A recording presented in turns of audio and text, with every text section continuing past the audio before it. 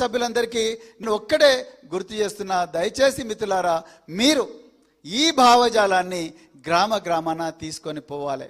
అప్పుడే మన పార్టీ నిజంగా 100 సంవత్సరాలు కాదు 1000 సంవత్సరాలు కూడా మనుగడ సాగిస్తుంది. అప్పుడే తెలంగాణ ప్రయోజనాలు కాపాడబడతాయి. మొన్న జగిత్యాల సభ అయ్యే రోజు, ప్రజా ఆశీర్వాద సభ అయ్యే రోజు మేడిగడ్డ దగ్గర కాటారంలో రేవంత్ రెడ్డి గారు ఏమన్నారు, జగిత్యాల సభతోనే బీఆర్ఎస్ కు పాతర పడబోతున్నది అని అన్నారు. అయ్యా రేవంత్ రెడ్డి గారు, మీ సొంత అత్తగారి ఊరు నుంచే ఈరోజు మాడుగుల మండలం నుంచే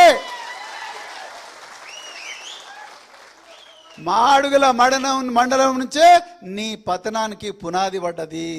మా శ్రీధర్ గోవిందు, అప్పారెడ్డిపల్లి గ్రామస్తులు, మరెన్నో గ్రామాలు పెద్ద ఎత్తున మీ అత్తగారి ఊరు నుంచే ఇలా తెలంగాణ భవన్కి వచ్చిండ్రు. ఎవరు పాతర పడుతున్నారో, ఎవరు పాతరలో పడుతున్నారో మీరు ఒకసారి గుర్తించండి చెప్తూ, మరి ఎంతో బిజీగా ఉన్న ఈరోజు మరి శ్రీధర్ గోవింద్ గారిని, మరెందరో పార్టీలో జాయిన్ అవుతున్న ముఖ్య నాయకులందరినీ ఆశీర్వదించడానికి వచ్చిన పెద్దలు గౌరవనీయులు కేటీఆర్ గారికి మరొకసారి హృదయపూర్వక ధన్యవాదాలు చెప్తూ, జై తెలంగాణ.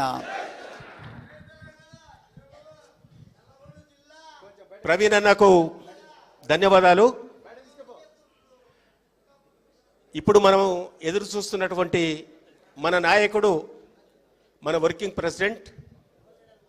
ప్రెసిడెంట్ పెద్దలు గౌరవనీయులు మన కేటీఆర్ గారిని మాట్లాడవలసిందిగా మీ అందరి పక్షాన కోరుతా ఉన్నాను. అందరికీ నమస్కారం. జై తెలంగాణ. గౌరవనీయులు సభాధ్యక్షులు, కల్వకుర్తి మాజీ శాసనసభ్యులు పెద్దలు శ్రీ జైపాల్ యాదవ్ గారు, గౌరవనీయులు పార్టీ ప్రధాన కార్యదర్శి, మీ అందరికీ ఆప్తులు సుపరిచితులు పెద్దలు డాక్టర్ ఆర్ఎస్ ప్రవీణ్ కుమార్ గారు, గౌరవనీయులు మన మిషన్ భగీరథకి ఉపాధ్యక్షులుగా పనిచేసిన సోదరులు ఉప్పల వెంకటేష్ గారు, ఫుడ్ కమిషన్ అధ్యక్షులు గౌరవనీయులు శ్రీ గోలి శ్రీనివాసరెడ్డి గారు, సోదరిమణి మన విజితారెడ్డి గారు, అట్లాగే వేదికపైన ఆసీనులైన సీనియర్ నాయకులందరికీ, ఎల్ఎన్ రెడ్డి గారికి, జైపాల్ రెడ్డి గారికి, రమేష్ రెడ్డి గారికి, వెంకటేష్ గారికి, ఇంకా శ్రీనివాస్ రెడ్డి గారికి, విష్ణువర్ధన్ రెడ్డి గారికి, శ్రీనివాస్ యాదవ్ గారికి, నిర్మల గారికి, లాలయ్య గౌడ్ గారికి, విజయ్ గారికి, శంకర్ నాయక్ గారికి, చిటికెల శేఖర్ యాదవ్ గారికి, అందరికీ పేరు పేరున ఈరోజు పార్టీలో ఇప్పుడే చాలా ఉద్విగ్నంగా తన ప్రస్థానాన్ని వివరిస్తూ, మరి ఎందుకు ఇవాళ బీఆర్ఎస్లో నేను చేరుతున్నాను అని చాలా స్పష్టంగా క్లుప్తంగా మనందరికీ అర్థమయ్యేటట్టు మరి వివరించడమే కాకుండా, పుట్టిన తన జన్మభూమికి తన వంతుగా ఉడతా భక్తిగా తాను చేయగలిగినంత తన సొంత కెపాసిటీలో చేస్తున్న మా సోదరుడు శ్రీధర్ గోవింద్ గారికి, అట్లాగే ఈ కార్యక్రమంలో మరి అక్కడ కల్వకుర్తిలో ఉన్న అరాచక పరిస్థితులను తట్టుకొని గెలిచి వచ్చిన మా సర్పంచ్ సోదరులందరికీ పేరు పేరున, సోదరిమణులకి, గెలిచిన వాళ్ళకి కాకుండా ఓడినా ఇవాళ జెండా దించకుండా పోరాడుతున్న మా సోదరులకి, సోదరిమణులకి వేరు పేరున అందరికీ, పత్రికా మిత్రులకి అందరికీ నమస్కారాలు. అధికారము రావడము పోవడము ఇవన్నీ కూడా రొటీన్గా జరిగే కార్యక్రమాలు. 5 ఏళ్లకు ఒకసారి ఎన్నికలు వస్తాయి. వచ్చినప్పుడు ప్రజలకి ఎవరు నచ్చితే వాళ్ళకి ఓట్లేస్తారు.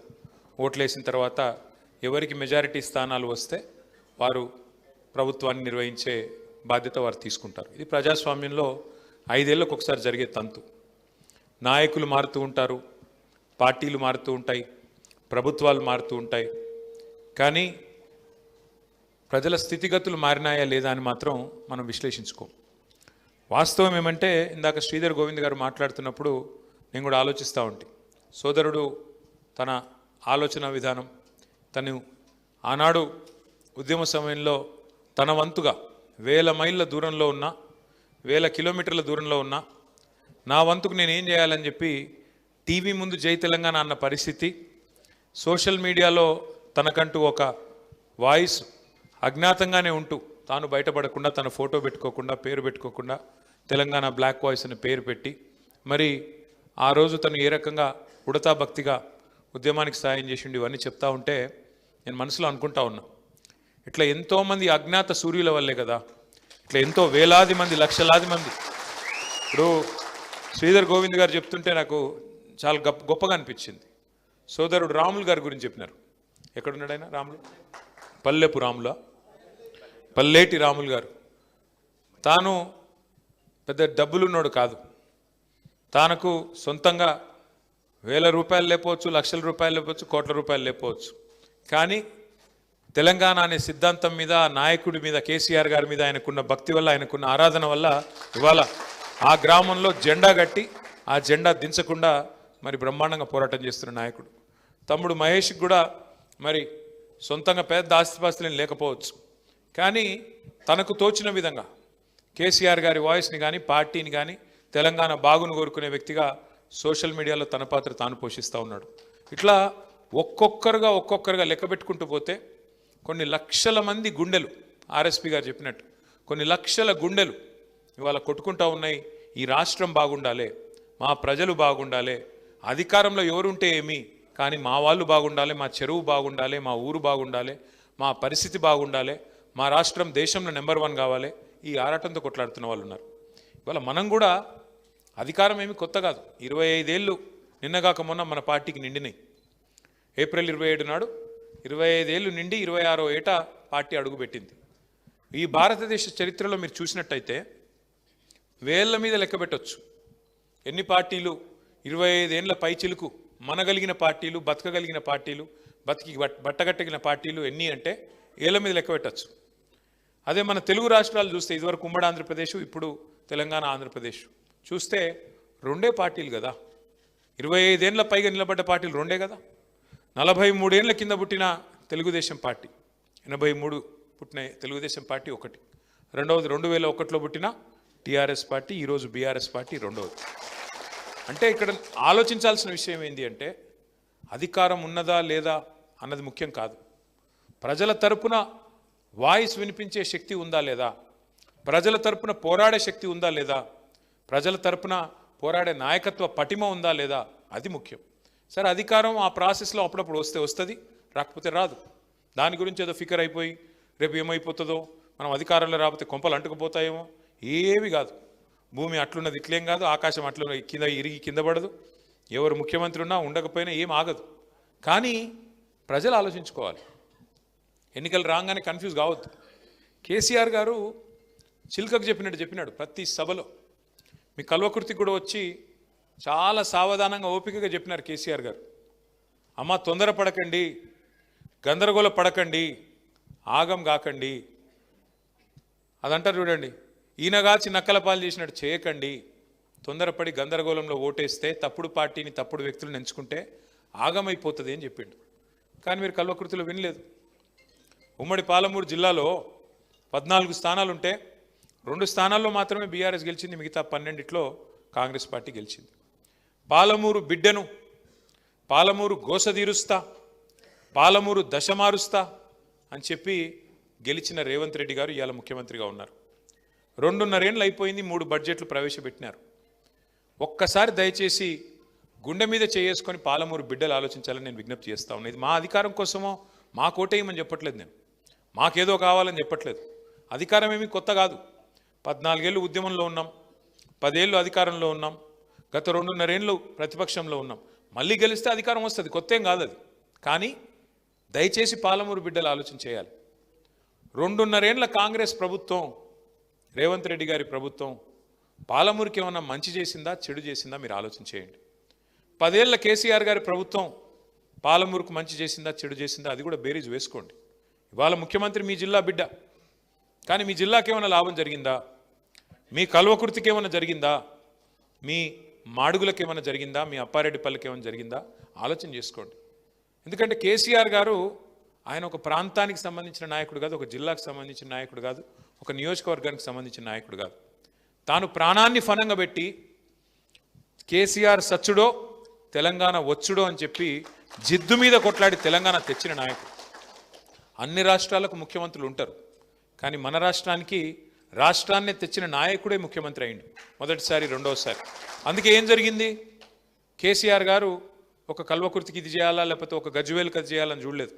రాష్ట్రంలో ఉండే 45,000 చెరువులు మిషన్ కాకతీయ కింద తీసుకొని 45,000 చెరువుల్ని మరి బాగు చేయాలనే సంకల్పంతో బ్రహ్మాండంగా వరుసగా 4-5 ఏళ్ల పాటు మిషన్ కాకతీయ అనే ప్రోగ్రాం దాదాపు 24,000 కోట్ల రూపాయలతోని మంచిగా నడిపించే ప్రయత్నం చేసినాడు.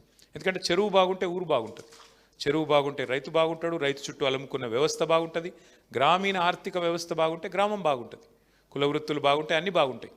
ఆ ప్రయత్నం చేసిండు. అట్లాగే మిషన్ భగీరథ ఉపాధ్యక్షుడు ఇక్కడ కూర్చున్నాడు, మాజీ ఉపాధ్యక్షుడు ఉప్పల వెంకటేష్. మిషన్ భగీరథ అనే ప్రోగ్రాము ఏదో ఆషామాషిగా పెట్టిన ప్రోగ్రాం కాదు, ఎవరికో ఒకరికి పదవి ఇచ్చినందుకు పెట్టిన ప్రోగ్రాం కాదు. సాధించుకున్న తెలంగాణలో మనం ఇంటింటికి సాగునీటి గోస లేకుండా, తాగునీటి గోస లేకుండా చేయాలనే ఉద్దేశంతో ఇంటింటికి నల్లా పెట్టి, మా ఆడబిడ్డలు ఎవరు మళ్ళీ బిందెలు పట్టుకొని కొండలు పట్టుకొని రోడ్ల మీదకి వచ్చే పరిస్థితి ఉండొద్దు. వాళ్ళు లంబాడి తాండాల్లో ఉండొచ్చు, కోయగూడెంలో ఉండొచ్చు, లేదా చిన్న పల్లెలో ఉండొచ్చు, లేదా గ్రామంలో ఏ మూలకన్నా ఉండొచ్చు, ఎవరికి అవస్థ కావద్దు అని చెప్పి ఇంటింటికి నల్లా పెట్టి నీళ్ళు అడుగుతా. నేను నీళ్ళు ఇవ్వకపోతే, ఆ పథకం పూర్తి చేయకపోతే నాకు ఓటు వేయకండి, ఓటు కూడా అడగనని చెప్పే దమ్మున నాయకుడు భారతదేశంలో ఒక కేసీఆర్ తప్ప ఎవరైనా ఉన్నారా? ఆలోచించండి. ఎన్నికల్లో కేసీఆర్ గారు అడ్డమైన హామీలు ఇవ్వలేదు. కాంగ్రెస్ వాళ్ళు కదా రాసి ఇచ్చినట్టు బాండ్ పేపర్లు రాసి ఇవ్వలేదు. 420 హామీలు ఇవ్వలేదు. ఒక్కొక్క వర్గాన్ని మోసం చేయడానికి డిక్లరేషన్ల పేరిట డ్రామా చేయలేదు. ఏం చేసినాడు? రైతు బంధు చెప్పిండా కేసీఆర్ మేనిఫెస్టోలో? చెప్పలేదు. భారతదేశంలో స్వాతంత్రం వచ్చి ఇప్పుడు 47లో స్వాతంత్రం వస్తే ఇంకో నెక్స్ట్ ఇయర్ చూస్తే 80 ఏళ్ళు అవుతుంది. ఇప్పుడు 79 ఏళ్ళు నుండి ఇంకో సంవత్సరం అయితే 80 ఏళ్లలో పడతాం. 80 ఏళ్ల స్వతంత్ర భారతదేశంలో ఎంతోమంది ప్రధానమంత్రులు, ముఖ్యమంత్రులు, ముఖ్యమైన మంత్రులు, కేంద్ర మంత్రులు, ఎంతోమంది పెద్ద పెద్ద పదవులు అధిష్ఠించినారు. మీ దగ్గర నుంచి కూడా జైపాల్ రెడ్డి గారు కూడా పెద్ద నాయకుడు అయినాడు, కేంద్ర మంత్రిగా పనిచేసినాడు. కానీ ఏం జరిగింది?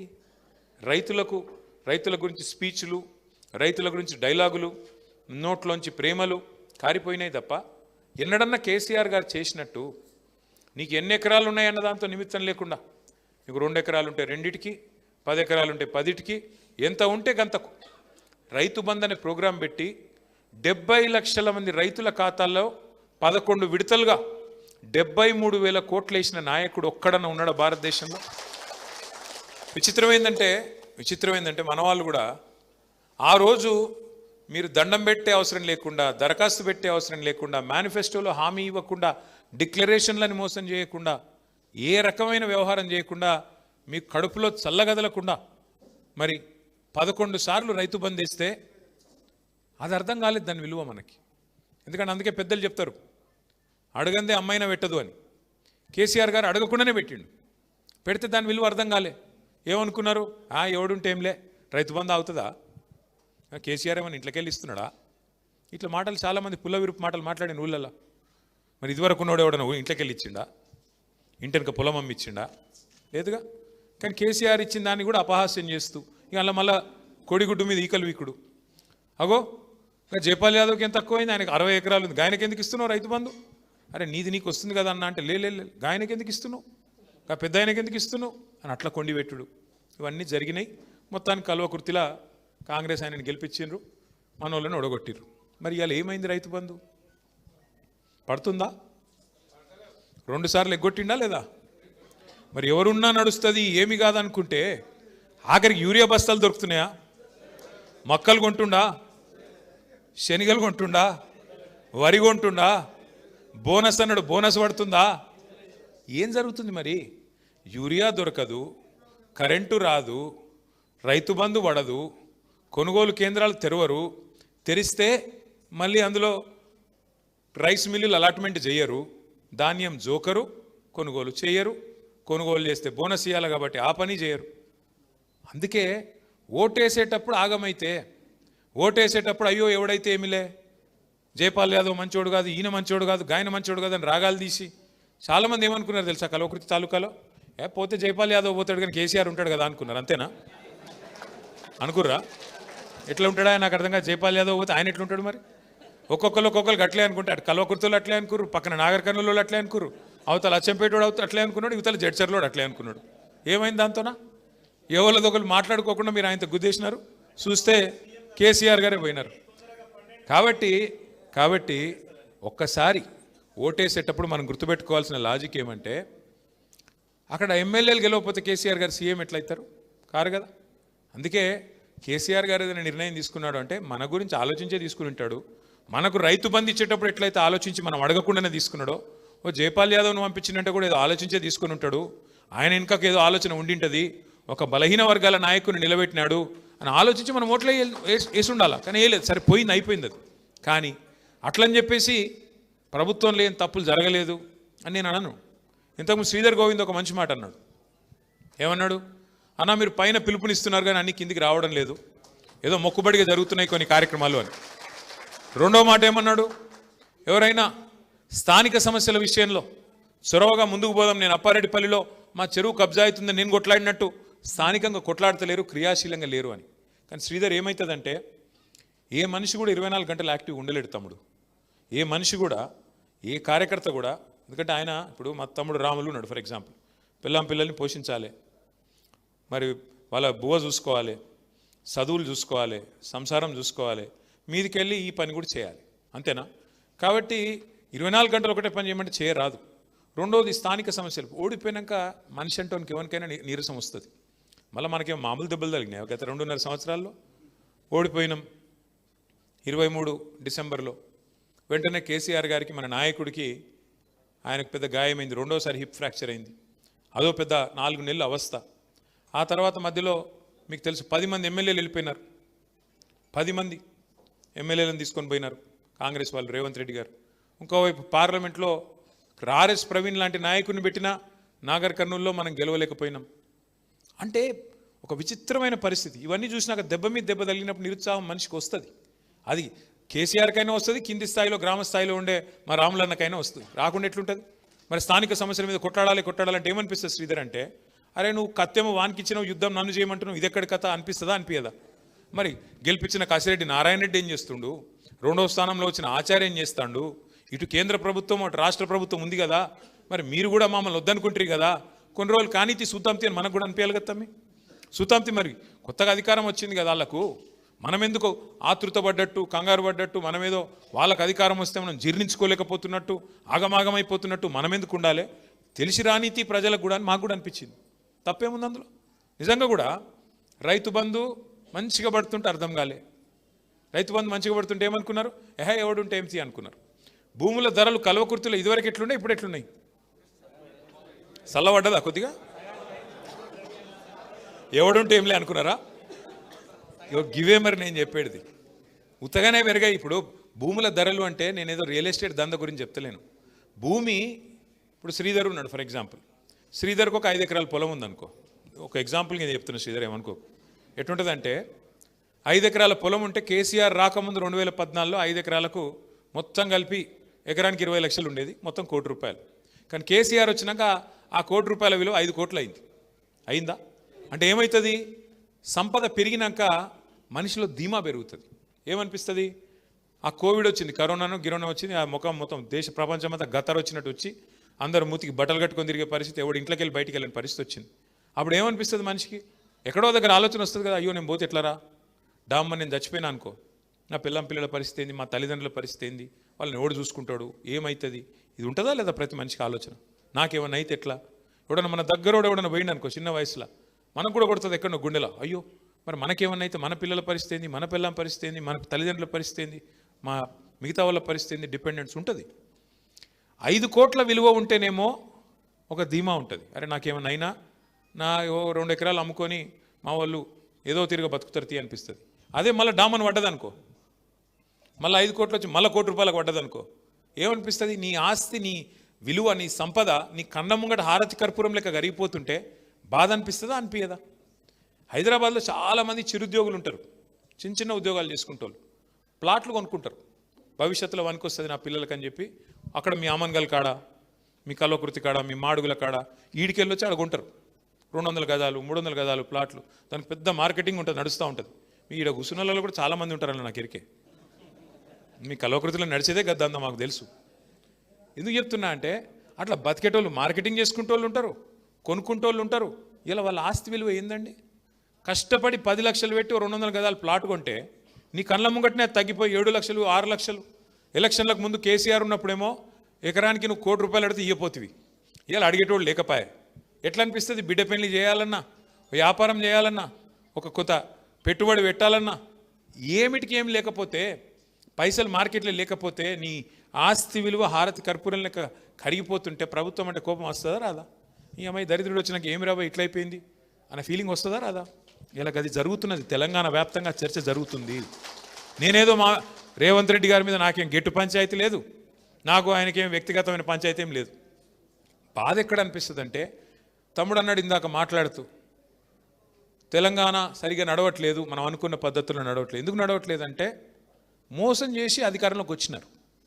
ప్రజల్ని మభ్యపెట్టి మోసం చేసి అడ్డగోలు హామీలు ఇచ్చి ఎవరికి చెప్పాలనుకున్నది వాళ్ళకి చెప్పినారు. కేసీఆర్ గారు ఒక బ్రహ్మాండమైన పథకం, రైతు బంధు ఒక్కటే తెలియదు, ఆయన దళిత బంధు అనో పథకం తెచ్చినాడు. సరే, కొంతమందికి నచ్చవచ్చు, కొంతమందికి నచ్చపోవచ్చు, కానీ దళిత బంధు లాంటి పథకం కానీ రైతు బంధు లాంటి పథకం కానీ పెట్టాలంటే నాయకుడికి కలేజా ఉండాలి, గుండెలో ధైర్యం ఉండాలి. ఉత్తుతగా కాదు, ఆల్తు ఫాల్తు నాయకులు, రిబ్బన్ కటింగ్ నాయకులతో కాదు అట్లాంటి పథకాలు. కలేజా ఉండాలి, ధైర్యం ఉండాలి. గెలిస్తే గెలుస్తా, పోతే పోతుంది, కానీ చరిత్రలో ఒక మార్పు తేవాలే అనే దమ్ము ఉండాలి. మార్పు మార్పు అని డైలాగులు కొట్టుడు కాదు, మార్పు తెచ్చే దమ్ము కూడా ఉండాలి లోపల. అది ఉన్నోడు కేసీఆర్, కాబట్టి పెట్టిండు. వీళ్ళు ఏం చేశారు కాంగ్రెస్ వాళ్ళు? కేసీఆర్ 10 లక్షలు ఇస్తా అంటే మేము ఎంత ఇస్తా అన్నారు?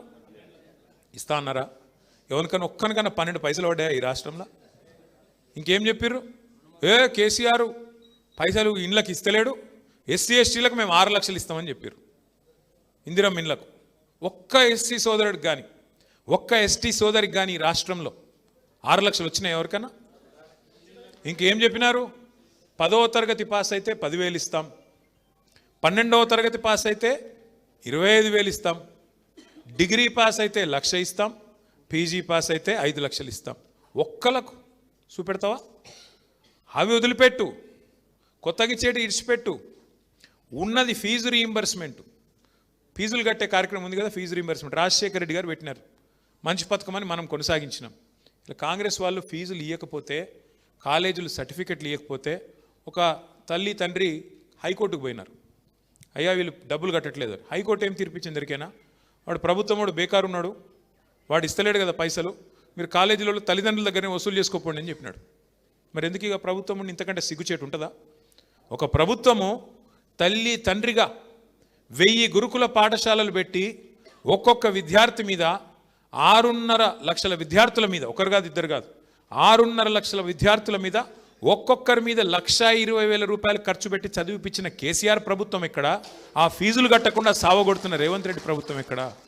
అందుకే కేసీఆర్ గారు చెప్పినారు, మీకు అన్న వస్త్రానికి పోతే ఉన్న వస్త్రం పోతుంది, ఆయన జాగ్రత్తగా ఉండండి అని చెప్పినారు.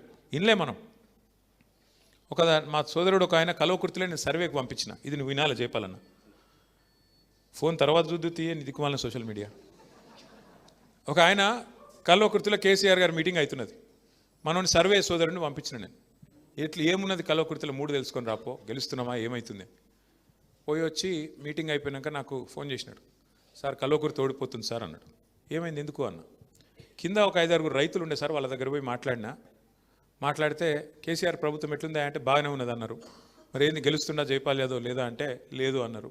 ఎందుకు అంటే 10 ఏళ్ళకి ఒకసారి పంట మార్పిడి జరగాలి కదా సార్. అదేం డైలాగ్ రా నాయన అంటే మంచిగా ఉన్నదని ఎవడని జడగొట్టుకుంటాడు రా. అట్లా అని చెప్పి 10 ఏళ్ళకి ఒకసారి పెళ్లి చేసుకొని మంచిగానే నడుస్తుంది అనుకో సంసారం, 10 ఏళ్ళకి ఒకసారి ఈ మొగుడు వద్దన్నది అనుకో అమ్మాయి, గట్లుంటుందా? లేదా ఈయన అన్నాడు అనుకో నాకు ఈ అమ్మాయి వద్దు నేను ఇంకొకరిని చేసుకుంటాను, అట్లుంటుందా? అరే మంచిగా నడుస్తున్నదా అని మంచిగా చూసుకోవాలి, కానీ లేదు 10 ఏళ్ళకి ఒకసారి పంట మార్పిడి అట్లుంటుందా? అంటే ఎక్కడో ఏమైపోయిందంటే టేకెన్ ఫర్ గ్రాంటెడ్ అంటారు చూడు, టేకెన్ ఫర్ గ్రాంటెడ్ అన్నట్టు. కరెంట్ ఎడబోతుంది, మంచిగా అయిపోయింది. కేసీఆర్ రాకముందు కరెంట్ లేకుండా ఇప్పుడు కేసీఆర్ మంచిగా చేసిండు, అది పోతుందా? ఇప్పుడు మళ్ళీ ఎండాకాలం కరెంట్ కోతలు అవుతున్నాయా లేవా? నేను అవద్దని చెప్తున్నా. మళ్ళీ రేవంత్ రెడ్డి లేకపోతే ఏమంటాడంటే వీడు లేనిది ఉట్టిస్తుండు, అంత బాగున్నది సుభిక్షంగా ఉన్నది, ఈయన లేని దుకాణం పెడుతున్నాడు, ఆయన నన్ను తిరుగుతాడు. మళ్ళీ వాళ్ళ అత్తగారు ఊళ్ళో కరెంటు కోతలు ఉన్నాయా లేవా? చెప్పురిగా నాకు ఉన్నాయా? వాళ్ళ అత్తగారు ఊళ్ళో నన్ను రుణమాఫీ అయిందా? నేను అడిగిన అసెంబ్లీలో రేవంత్ రెడ్డిని, అయ్యా పోదాంపా నువ్వు ఏడుకోదామో చెప్పు, నువ్వు రుణమాఫీ అయిందని నువ్వు అంటున్నావు, కాలేదని నేను అంటున్నా. మీ సొంత ఊరు కొండారెడ్డిపల్లె కోదామా, లేకపోతే మీ అత్తగారు ఊరు కోదామా, యాడికోదామా పోదాం పారాబాయ్. ఒక్క ఊళ్ళోనన్నా రైతులు 100% అయిందని రాసిస్తే నేను రాజకీయ సన్యాసం తీసుకొని పీక్తా అని చెప్పిన. కదలడు మెదలడు బెల్లం కొట్టిన రాయిలెక్క కూర్చున్నాడు ఇట్లా, ఎందుకంటే ఆయనకు కూడా ఎరికే కాలే. అంటే ఎన్ని అబద్ధాలంటే రుణమాఫీ చేసిన అంటాడు, రైతు భరోసా వేస్తున్నాను కేరళలో పోయి డైలాగులు కొడతాడు. ఇక్కడ రైతు భరోసా లేదు, మను లేదు, రైతుకు భరోసా లేదు, రైతు భరోసా లేదు, రెండూ లేవు. కొనుగోలు చేసిన దాన్ని ఇప్పుడు ఇక్కడికి వస్తుంటే నేను ప్రవీణ్ అన్నాడ 5 నిమిషాలు మాట్లాడుకుందామని నా రూమ్లో పోయినాం. టీవీలో వస్తున్నది నాగర్ కర్నూల్లో పెద్ద లొల్లి అవుతున్నది, గడబడవుతున్నది. మక్కలు కొంటలేరు, నిన్న మొన్న వర్షం పడ్డదంట, మొత్తం తడిచిపోయిందంట, ఆగమాగం. మొత్తం రైతులంతా రోడ్డు ఎక్కి ధర్నా చేస్తున్నారు, మక్కలు కొంటలేరని. అంటే నేను ఎందుకు చెప్తున్నా అంటే, ఒక మక్కలే కాదు, రాష్ట్రంలో ఈ రోజు వరకు వరి కొంటలేరు, మక్క కొంటలేరు, ఏ ధాన్యం కొంటలేరు. అదే కేసీఆర్ ఉన్నప్పుడు మమ్మల్ని సావగొడుతుండే, ఫోన్ చేసి ఒక్కొక్క మంత్రిని ఉరికిస్తుండే. ఇంకెందుకు తెరవలేదా మీరు, వెంటనే కొనండి, అక్కడ రంగు మారినా, ఎండినా, వానినా, తడిసినా, ఏమైనా ధాన్యం కొనండి, సీలింగ్ లేదు. ఇప్పుడు మక్కలకు సీలింగ్ పెట్టినారు, మేము గింతనే కొంటాం, పంట గింత పండితే నేను గింతనే కొంటా. నువ్వు ఏం చెప్పినావు ఎలక్షన్ల ముందు? అభయ హస్తం అని బిల్డప్ ఇస్తేవి. అభయ హస్తం మేనిఫెస్టోలో ఏం చెప్పినావు?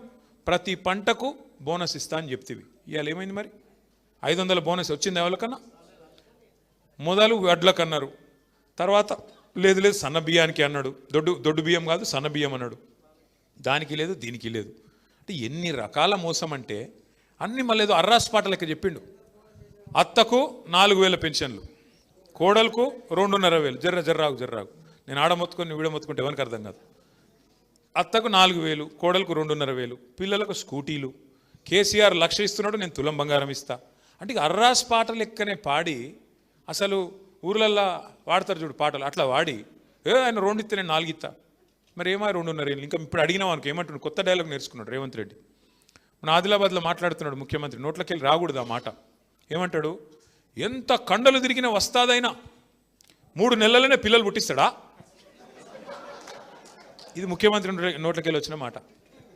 నేను అడుగుతున్న ముఖ్యమంత్రి గారు, 3 నెలలకు పిల్లలు పుట్టరని నాకు కూడా తెలుసు, అందరికి ఎరికే.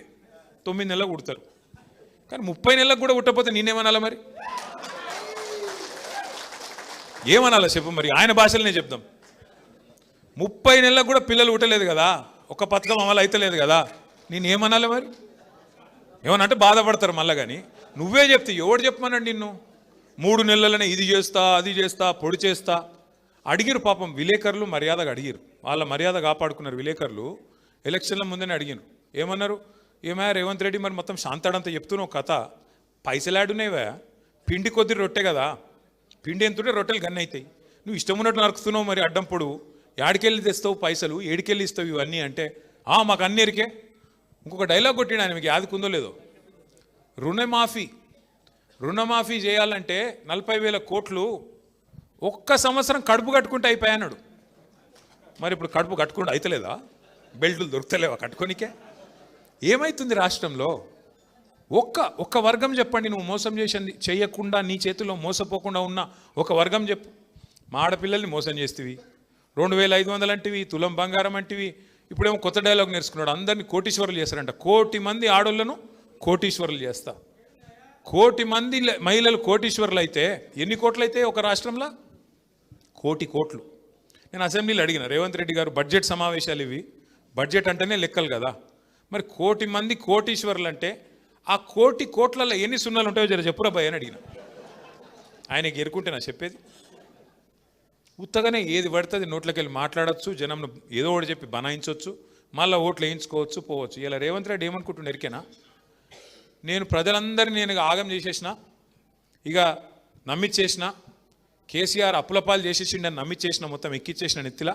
కాబట్టి నేను ఏం చేయకపోయినా నడుస్తుంది. ఆఖరికి 6 నెలలకి ఏమైనా చేస్తే 1-2 చేస్తే అయిపోతుంది, వీళ్ళంతా పిచ్చోళ్ళు మళ్ళీ నాకే గుద్దుతారు అనుకుంటాను.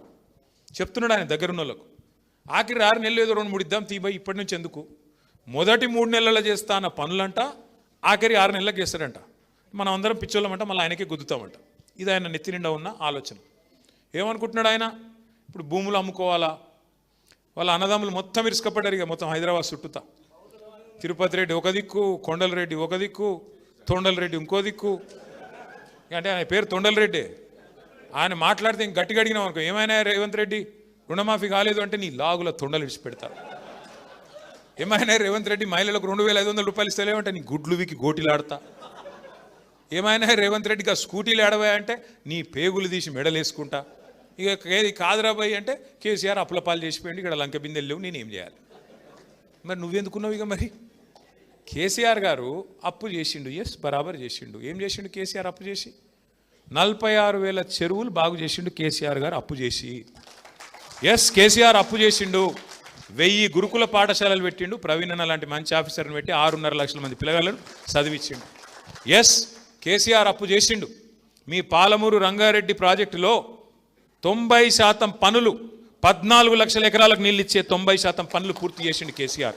మీ నార్లాపూర్ రిజర్వాయర్ పూర్తి కాలే, మీ ఏదుల కాలే, ఒట్టెం కాలే, కరివెన కాలే, ఉద్దండాపూర్ కాలే. ఒక కాలువలు దవి నీళ్ళు తేవాలి గంతే, 10% మిగిలింది గంతే పని. ఎక్కడైతే నీళ్లు తోడాలనో శ్రీశైలంలో అక్కడ పని పూర్తయింది, ఎక్కడైతే నీళ్లు నిలుపాలనో ఆ పని పూర్తయింది, రిజర్వాయర్లు పూర్తయినాయి. ఎక్కడైతే నీళ్లు తోడాలనో శ్రీశైలంలో ఆ పని కూడా పూర్తయింది, మోటార్లు కూడా పెట్టినాం.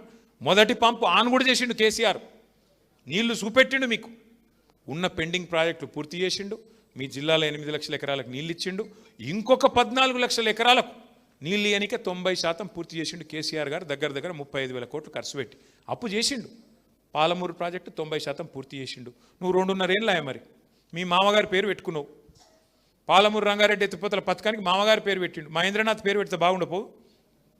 మామగారి పేరు పెట్టుకున్నాడు, జైపాల్ రెడ్డి సాబ్ పేరు పెట్టుకున్నావు. మరి జైపాల్ రెడ్డి సాబ్ మీద ఏమైనా కోపం ఉందేమో తెలియదు నాకు. ఆ పనిని ముడతను కూడా ముడతలేడు.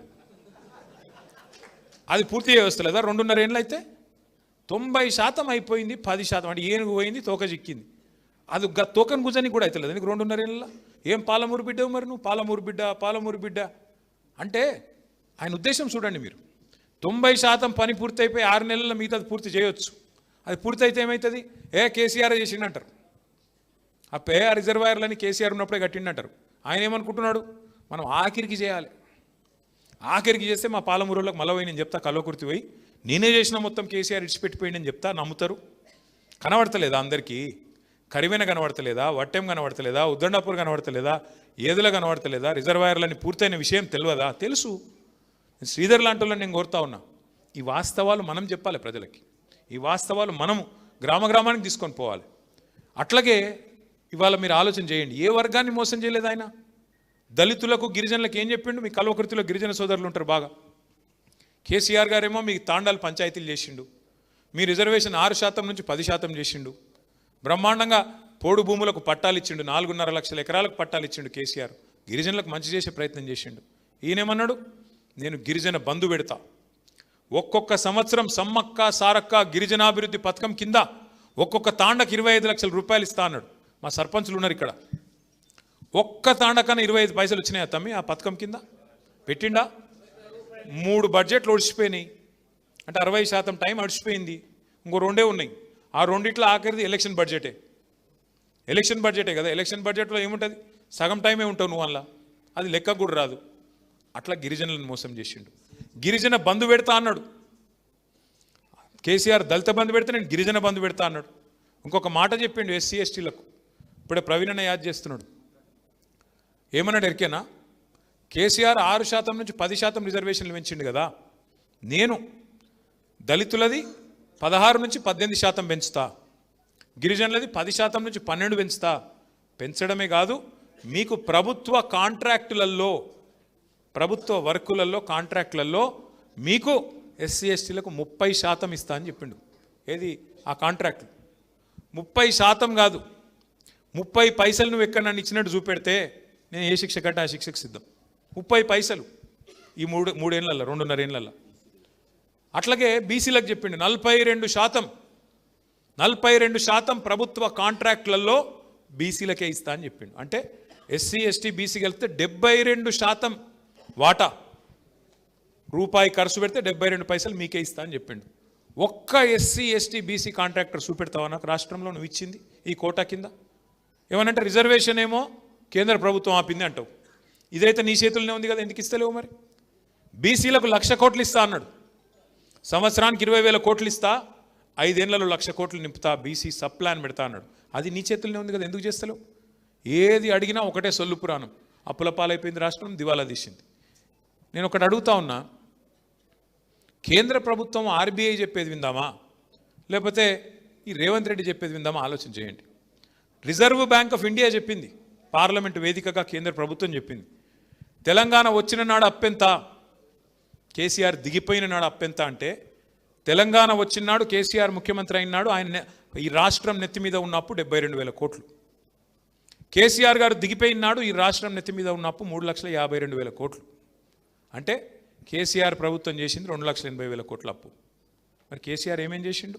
మెడికల్ కాలేజీలు కట్టిండు, కాళేశ్వరం కట్టిండు, పాలమూరు 90% పూర్తి చేసిండు, 1000 గురుకుల పాఠశాలలు పెట్టిండు, జిల్లా కేంద్రాలు చేసిండు, కలెక్టరేట్లు కట్టిండు, పోలీస్ కమిషనరేట్లు కట్టిండు, మీ చెరువులు బాగు చేసిండు, ఇంటింటికి నీళ్ళు ఇచ్చే పథకం పెట్టిండు, 73,000 కోట్లు రైతు బంధు చేసిండు, 30,000 కోట్ల రుణమాఫీ చేసిండు, గిన్ని కేసీఆర్ చేసిండు కదా, 200 పెన్షన్ 2,000 చేసిండు, గిన్ని చేసిండు, కళ్యాణ లక్ష్మి ఇచ్చిండు, కేసీఆర్ కిట్లు ఇచ్చిండు. ఇక నీకు ఎన్ని చదవాలి నేను? గన్ని చేసిండు కేసీఆర్. నువ్వేం చేసినావు మరి చెప్పు? నువ్వు కూడా ఏం చేసినావు మరి? 3,70,000 కోట్ల అప్పు చేసిండు రేవంత్ రెడ్డి ఇప్పటికీ. మనం మొత్తం 10 ఏళ్లలో 2,80,000 కోట్ల అప్పు చేస్తే ఈ మహానుభావుడు 2.5 ఏళ్లలోనే 3,70,000 కోట్ల అప్పు చేసిండు. మరి ఎవరికి పోయినాయి పైసలు అవన్నీ? రైతు బంధు పడతలేదు, రాహుల్ బంధు మాత్రం జోరుగా నడుస్తుంది. రైతు బంధు లేదు, రాహుల్ బంధు మాత్రం ఫెంటాస్టిక్, మంచిగా మూటలు. ఈ మధ్యన ముఖ్యమంత్రి గారు అంటున్నాడు డైలాగ్, కొత్త డైలాగ్ నేర్చుకున్నాడు, నేను మారిన మనిషిని. మారిపోయిందంట, కరెక్టే, మారిపోయినావు. ఎలక్షన్లకు ముందేమో దానవీర శూరకర్ణ, ఎలక్షన్ల ముందు దానవీర శూరకర్ణ, ఏది కావాలంటే అది ఇస్తా అన్నాడు. ఇప్పుడు కుంభకర్ణ, లేస్తలేడు, మారిపోయిండు మనిషి, ఎగ్దమ్ మారిపోయిండు. ఎలక్షన్లకు ముందేమో పాలమూరు బిడ్డ, ఇప్పుడు పాలమూరు ప్రాజెక్టును పట్టించుకోని బిడ్డ. ఎందుకు మరి నువ్వు ముఖ్యమంత్రిగా ఉండి ఏం లాభం ఈ రాష్ట్రానికి? నీ నాగర్ కర్నూలులో నీ పాలమూరులో అయ్యేలా రైతులు రోడ్డుకి ధర్నా చేస్తుంటే సిగ్గనిపిస్తలేదా? బాధ అనిపిస్తలేదా? గురుకుల పాఠశాలలు మేము బ్రహ్మాండంగా నడిపితే ఆనాడు ఇవాళ 140 మంది పిల్లలు చచ్చిపోయినారు ఆ గురుకులాల్లో ఈ రేవంత్ రెడ్డి వచ్చినాక. సిగ్గనిపిస్తలేదా? కరెంట్ ఇయ్యలేకపోతున్నావు, సిగ్గనిపిస్తలేదా? రైతు బంధు పడతలేదు, సిగ్గనిపిస్తలేదా? రైతుల ధాన్యం ఇవాళ రోడ్ల మీద తడిచి రైతులు ఏడుస్తుంటే బాధ అనిపిస్తలేదా? ఇంకా ఆయన అంటున్నాడు, మేము తిడుతుంటేనంట ఇట్లా విమర్శ చేస్తుంటే ప్రజల పక్షాన ఆయనకు మా తిట్లు వింటుంటే ఆయనకు సాడిస్టిక్ ప్లెజర్ వస్తుందంట, పైశాచిక ఆనందం వస్తుందంట. ఏమనాలి ఆయనని? మేము ఇంకా ఏమనాలో కూడా అర్థం కావట్లేదు. అందుకే మీతో నా ప్రార్థన, మా కల్వకుర్తి సోదరులతోన, మనము మళ్ళీ లాస్ట్ కేసీఆర్ వస్తాడులే, ఇట్లా చేయి ఊపుతాడు, మేము కూడా ఇట్లా ఊపుదాము. కేటీఆర్ మధ్యలో ఒకసారి వస్తాడు, ఆయన కూడా ఇట్లా అంటాడు, మేము కూడా ఇట్లా అందాము, కానీ మేము మాత్రం ఏం చెయ్యము అంటే కుదరదు. శ్రీధర్ చెప్పింది అక్షర సత్యం. దయచేసి మా మిత్రులను కోరుతా ఉన్నా, దయచేసి మీ స్థానిక సమస్యలు, మీ గ్రామాల్లో ఉండే సమస్యలు, మీ మండలాల్లో ఉండే సమస్యలు, అవి రైతులే కావచ్చు, కులవృత్తులే కావచ్చు, లేదా ఇతరులే కావచ్చు, విద్యార్థులే కావచ్చు, ఇంకోరి కావచ్చు, ఎత్తుకోండి. వాళ్ళ తరపున రోడ్డు ఎక్కండి, కదం దొక్కండి. ఇచ్చినాం, ప్రభుత్వానికి ఇచ్చే కాడికి టైం ఇచ్చినాం, మనం కూడా ఓపిక పట్టినాం. 2.5 ఏళ్ళు సరిపోయింది, 50% ఓవర్. ఇంకొక ఇందాక ఎవరో సోదరుడు మాట్లాడుతూ ఇంకో 2 ఏళ్ళు గడ్డు కాలం అన్నాడు, వెంకటేష్ అనుకుంటా. 2 ఏళ్ళు ఏం లేదు, ఇంకొక సంవత్సరం తర్వాత కూర్చున్న కుక్క కూడా లేవదు రేవంత్ రెడ్డి గారికి. కూర్చున్న కుక్క కూడా నిలబడదు అంటున్నా. అధికారులు వినరు మాట, ఎందుకంటే ఆఖరి సంవత్సరం మొత్తం ఎలక్షనే కాబట్టి ఇంకొక సంవత్సరం తట్టుకోవాలా ఈ దుర్మార్గ అరాచక పాలన. కానీ ఈ సంవత్సరంలోనే మన శక్తి ఏందో, మన సత్తా ఏందో కూడా చూపెట్టాలి. ఖచ్చితంగా గలం విప్పాలి, బలం చూపాలి. ఎట్లా అయితే తెలంగాణ ఉద్యమంలో ఆనాడు కదం దొక్కినామో, ఇప్పుడు మళ్ళొక్కసారి కాంగ్రెస్ నుండి ఈ రాష్ట్రాన్ని కాపాడుకోవడానికి, కాంగ్రెస్ కబంధహస్తం నుంచి ఈ రాష్ట్రాన్ని కాపాడుకోవడానికి తప్పకుండా అందరం కూడా నడుము బిగించాల్సిన బాధ్యత మన మీద ఉన్నది. దయచేసి నేను మిమ్మల్ని కోరుతా ఉన్నా, ఈ చేరికలు రావడం, చేరడం, 4 కండువాలు కప్పడం, ఈ రొటీన్ కార్యక్రమం మాదిరిగా కాకుండా దయచేసి కొత్తగా మెంబర్షిప్ కార్యక్రమం ప్రారంభమవుతున్నది. ఉన్న కమిటీలు అన్నీ రద్దయినాయి. ఇప్పుడు ఏ మండల కమిటీ లేదు, ఏ గ్రామ కమిటీ లేదు, ఏ కమిటీ లేదు, ఇప్పుడు ఒక రాష్ట్ర కమిటీ తప్ప. కాబట్టి కొత్త కమిటీల నిర్మాణంలో సమిష్టిగా పనిచేయండి. నేను జయపాల్ యాదవ్ గారిని కోరుతా ఉన్నా, మా వెంకటేష్ గారిని, శ్రీనివాస్ రెడ్డి గారిని, విజితారెడ్డి గారిని, పేరు పేరున అందరిని, మా ఆర్ఎస్ ప్రవీణ్ అన్న అందరినీ కోరుతా ఉన్నా, కొత్తగా చేరిన మిత్రులను కూడా కోరుతా ఉన్నా. పార్టీ బలమైతేనే, కింది స్థాయి నుంచి బలోపేతం అయితేనే కేసీఆర్ చెప్పేది కింది దాకా పోతుంది. లేకపోతే కింది దాకా చెప్పి కొట్లాడి ఓట్లు వేయించిన వాళ్ళు లేరు, ఉండరు.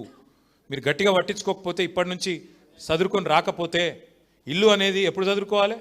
వానాకాలం రాకముందే చదువుకుంటామా లేదా? ఇట్లే మనం కూడా ఇప్పుడు వానాకాలం అంటే మళ్ళీ మనకు ఎలక్షన్లకు ముందే నువ్వు నీ మొత్తం కొంప చదువుకుంటే, చక్కగా ఉందా లేదా చూసుకుంటే, లీకేజీలు లేకుండా చూసుకుంటేనే రేపటి రోజున మళ్ళీ గెలుస్తాం కల్వకుర్తిలో. ఇంకోటి డీలిమిటేషన్ కూడా పక్కా అవుతుంది, సీట్లు పెరుగుతాయి. కాబట్టి ఇప్పటి నుంచి కొట్లాడుకోకూరు, నా సీటు నీ సీటు, నీ సీటు నా సీటు, నా కుర్సీ నీ కుర్సీ, గదే కొట్లాట గదేళ్ళు. ఆయన ఉరుకుతుంటే ఈయన కాళ్ళ కట్టబెడుతుంటాడు.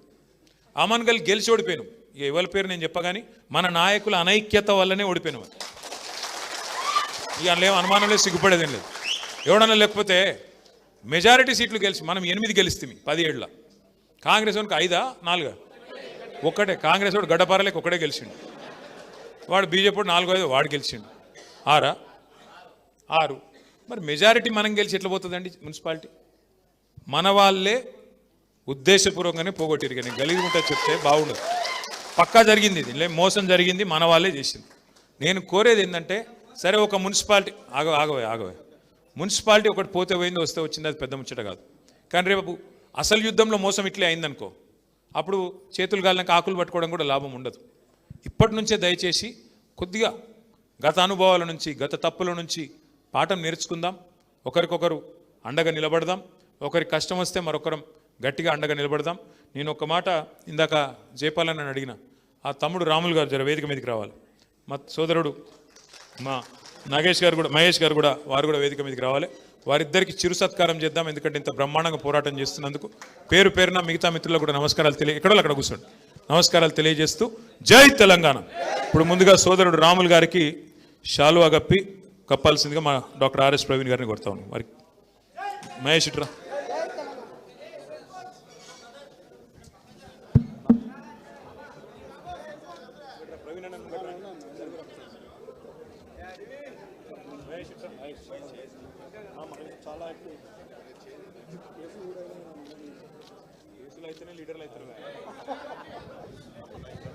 మీరు ఎక్కడి వాళ్ళు అక్కడ కూర్చోరి. శ్రీధర్ గారు మీరు మైక్ పట్టుకొని పిలవండి కొంచెం. శ్రీధర్ బాయ్ నువ్వు ఇక్కడ.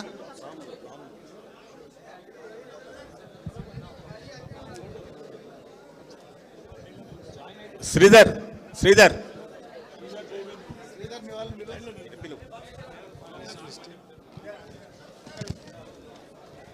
ఇప్పుడు పిలిచిన వారు రండి, కూర్చోరు. మిగతా వాళ్ళు దయచేసి కూర్చోవాలి. మీరు ఇక్కడ ఇట్లా రావాలి, 1 by 1 ఇట్లా వచ్చేయాలి.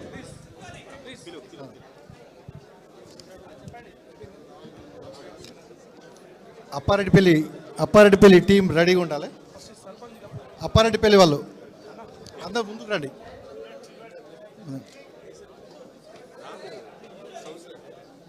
పులికంటి శ్రీనివాస్, అలివేలు, ఈదమ్మ, చంద్రయ్య, తెలుగు చంద్రయ్య, ఉడుతర చంద్రయ్య, పల్లేటి వరుణ్,